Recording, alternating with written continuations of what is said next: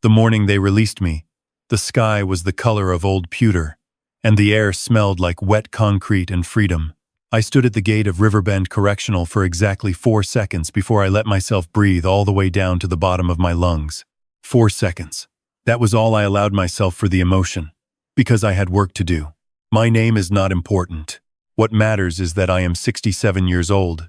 I spent 18 months inside that facility for something I did not do, and the people who put me there, my own son, and the woman he chose over his family were, at that very moment, sitting inside the house I built with my own hands, believing they had won. They had not won. But let me go back to the beginning, because the beginning matters. You need to understand what I was before all of this, so you can understand what they tried to take from me and what they could not. I spent 31 years as a structural engineer. I worked on bridges, on commercial buildings, on a highway overpass outside of Columbus that I still drive past sometimes, just to remind myself that I built something that lasts. My wife, Carol, taught second grade for 24 years. We were not rich people, but we were solid people. We bought our house in Denton, Ohio in 1989, a 4-bedroom colonial on Millbrook Lane, and we spent the next 3 decades turning it into something that looked like the life we had always planned. We raised 2 children in that house. Our daughter, Marie, lives in Portland now with her husband and 2 kids. She is steady and kind, and she calls every Sunday without fail. Our son, Daniel, was the one we worried about. Not because he was bad, not then, but because he was always a little too hungry for things. Money, status, the approval of people who did not deserve to give it. He wanted to arrive somewhere, and he was never patient about how he got there. Carol passed away 4 years ago. Pancreatic cancer. 12 weeks from diagnosis to the end. I will not spend much time on that because the grief is still the kind that has weight, and I do not want it to slow this story down. What I will say is that after she was gone, I was a man with a paid-off house, a decent pension, and a loneliness so large I did not know where to put it. Daniel knew that. He used it.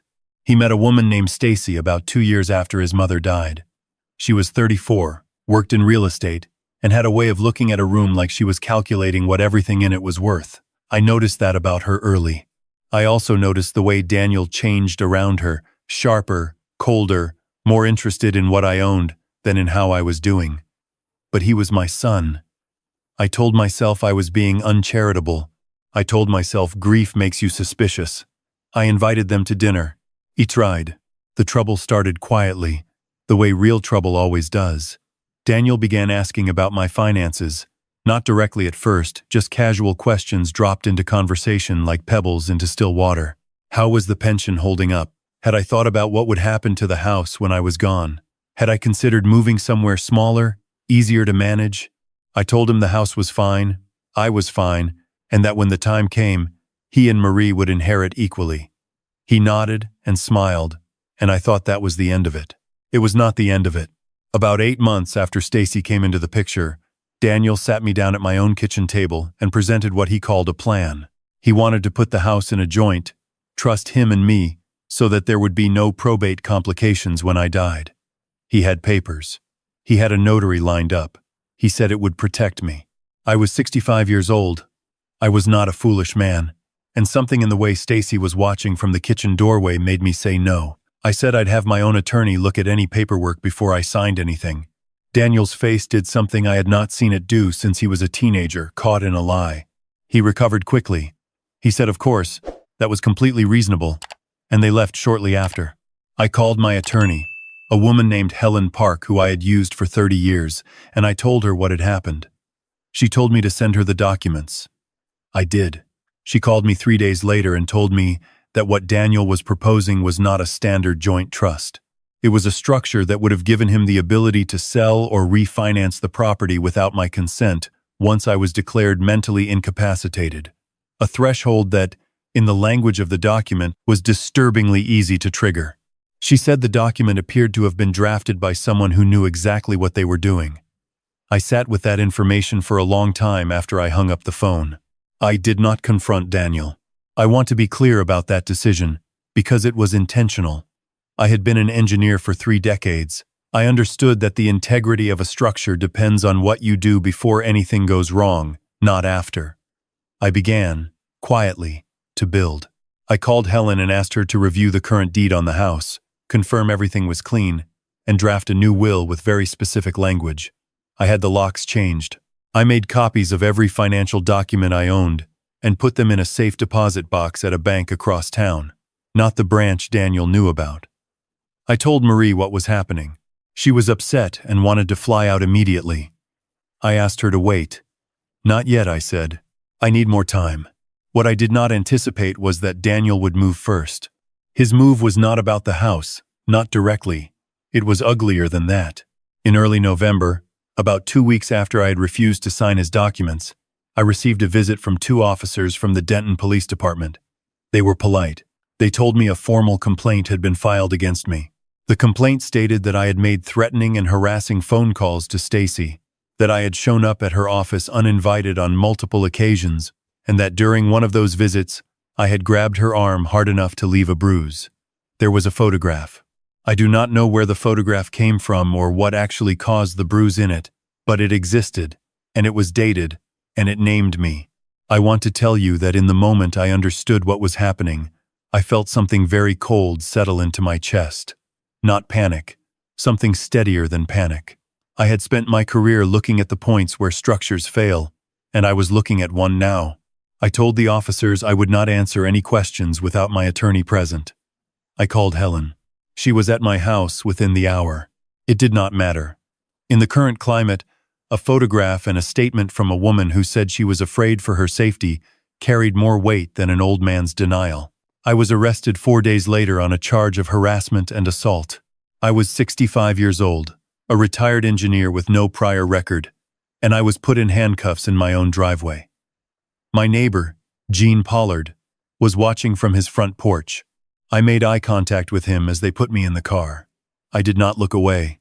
Bail was set, and I made it. But the legal process moved the way legal processes do, slowly, grinding, expensive. Helen was good, but the evidence, thin as it actually was, created enough doubt to delay. The case dragged. Then Daniel filed for a temporary guardianship hearing, citing my arrest as evidence of erratic behavior and cognitive instability. He got a temporary order. That temporary order allowed him to assume management of certain of my financial accounts while the criminal matter was pending. Within 6 weeks, he had drained an investment account I had built over 11 years. The amount was just over $214,000. The guardianship hearing escalated. A court-appointed evaluator, a man I had never met who spent 90 minutes with me and then wrote a 14-page report, concluded I showed, and I am quoting from memory here, signs of age-related cognitive decline and impaired judgment. I was 65 years old. I had designed bridges that were still standing. I took that report and I went somewhere very quiet inside myself, and I decided that every single thing that was being done to me was going to be documented, cataloged, and answered. The criminal case eventually resulted in a plea arrangement that Helen negotiated when it became clear that fighting it through a full trial would cost me more in legal fees than the house itself was worth. I pleaded no contest to a reduced charge. I was sentenced to 18 months at Riverbend. Helen was not happy with the arrangement.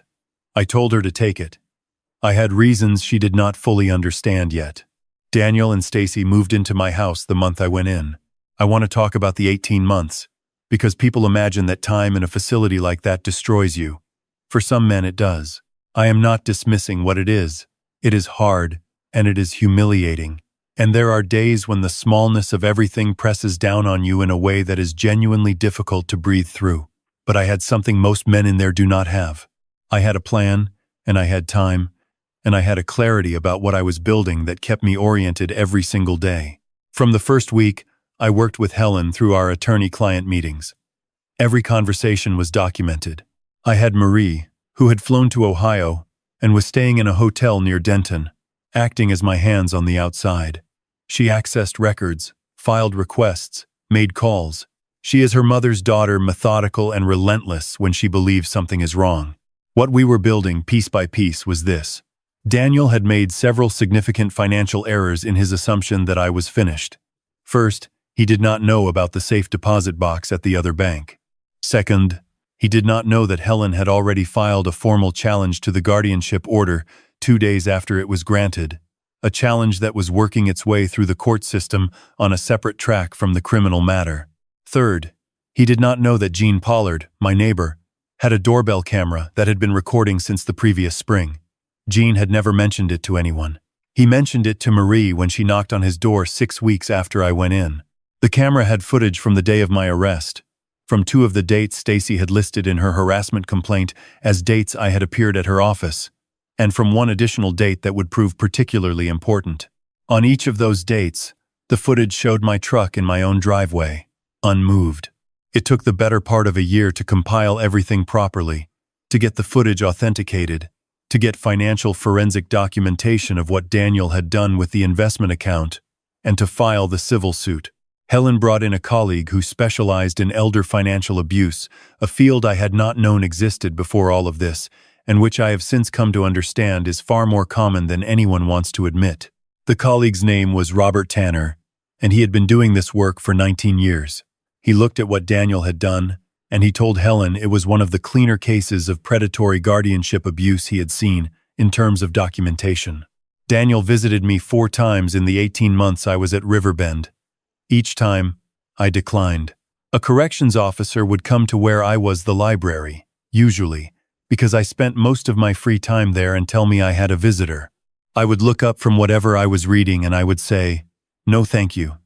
I want to be precise about my reasons for this." It was not cruelty, though I understand why it might look that way. It was discipline. I did not trust myself to sit across from my son without showing him how close the thing was to being finished. I did not want to give him any information. And honestly, I did not have anything to say to him yet that the legal system could not say better. Stacy stopped coming after the second visit. The morning of my release, Marie was waiting in the parking lot in a rental car. She had driven from Columbus, where she had been staying for the past 3 weeks, managing the final preparations. We did not say much when I got in the car. She handed me a coffee from a gas station, and I drank it and watched the facility get smaller in the side mirror. After a few minutes, she said, "It's ready." I said, "I know." She said, "Are you okay?" I said, "I will be." The civil suit had been filed 11 days before my release. Daniel had been served at my house, his temporary residence, which the guardianship order permitted, on a Tuesday morning. Helen told me he had called her office 3 times that day. She did not return the calls. The suit covered elder financial abuse, fraudulent guardianship procurement, and conversion of assets, which is the legal term for what most people would call theft. The amount sought, including damages and legal fees, was just under $800,000. Robert Tanner had also filed a formal complaint with the State Attorney General's office regarding the guardianship manipulation, which triggered a separate investigation. That investigation had quietly been ongoing for 4 months by the time I walked out of Riverbend. The criminal conviction, my no-contest plea, was the final piece. Helen had been building the case for vacating it since before I went in, with Jean's camera footage establishing that I had not been at Stacy's office on the dates she named, and with a forensic document examiner who concluded that the photograph of Stacy's bruise showed inconsistencies with the claimed date. The petition to vacate had enough. It was filed the same week as the civil suit. Coordinated timing, Helen's idea. I had told her, months earlier, that when we moved, we should move everything at once. She understood what I meant. I will not tell you that what happened next was clean or quick, because the legal system is never either of those things. What I will tell you is what happened. The petition to vacate my conviction was granted 4 months after my release, after a hearing at which Jean Pollard testified and the forensic examiner testified, and Stacy's account was taken apart with the kind of quiet, methodical precision that I have always believed is the most devastating form of truth-telling. My record was cleared. I was 67 years old, and I had no criminal record, and I had never had one. The civil suit was settled 8 months after filing. Daniel and Stacy, facing the financial forensics, the camera footage, the state investigation, and Robert Tanner's 19 years of knowing exactly what he was looking at, agreed to a settlement. The house was returned to my sole ownership. The $214,000 from the drained investment account was repaid in full. Additional damages brought the total to just over $340,000. Daniel also faced criminal referral from the State Attorney General's investigation. I did not attend any of those proceedings. I had done what I needed to do, and I did not need to watch. Marie and I had dinner the night the settlement was finalized, at a place in Columbus that she had been going to for years.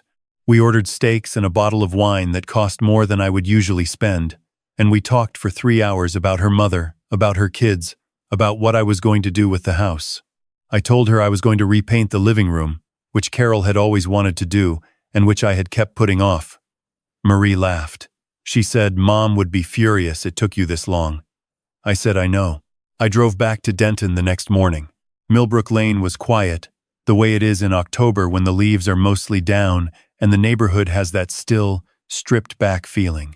I pulled into my driveway and sat in the car for a moment looking at the house. Same white colonial, same black shutters. The gutters needed cleaning. The front step had a crack in it that I had been meaning to repair for 2 years before any of this started, and it was still there, waiting. I got out of the car. I walked up the front path. I took my key from my pocket, the one I had kept through all of it, in the property bag at Riverbend, reclaimed on the morning of my release, and I put it in the lock, and the door opened, and I went inside. The house smelled like it always had, like wood and something faintly like Carol's cooking even though she had been gone for years, which is the kind of thing you do not question. I stood in the front hallway for a moment. Then I went to the kitchen and filled the kettle and put it on. I sat down at the table where Daniel had once laid out papers and told me he was trying to help me. I thought about my son. I want to be honest about this, because I think it is the part people expect me to skip over, and I do not think it should be skipped. He is my son. He was a child I raised and coached and worried about and drove to school and sat with in emergency rooms and taught to throw a baseball in this very backyard. What he did to me was methodical and deliberate, and it cost me 18 months of my life and a grief that sits alongside the grief for his mother in a way that is hard to separate. I do not know if I will ever fully understand how a person gets to the place he got to. I think Stacy was a part of it. I think his hunger for things was a larger part. I think some people contain a capacity for harm that their parents spend their whole lives hoping is not there, and then one day it is there, undeniable. I have not spoken to him since before my arrest. I do not know what I would say if I did. I know that I am not ready. I know that ready may never come. I know that I spent 18 months in a small room and came out with my house, my name, and my record intact, and that I did it the way I had done everything else in my life by understanding the structure, finding the weak points, and building something that would hold. The kettle boiled. I made my tea. I sat at the kitchen table in my own house on Millbrook Lane in Denton, Ohio, and I drank it. Outside, through the window, the backyard was covered in leaves. The oak tree Carol had planted the year we moved in was enormous, now 40 feet at least, branches that covered half the yard. I had always meant to get it trimmed. I thought maybe I would do that in the spring. I had time now. I had all the time I needed. And the people who had tried to take it from me had nothing left to take anything with.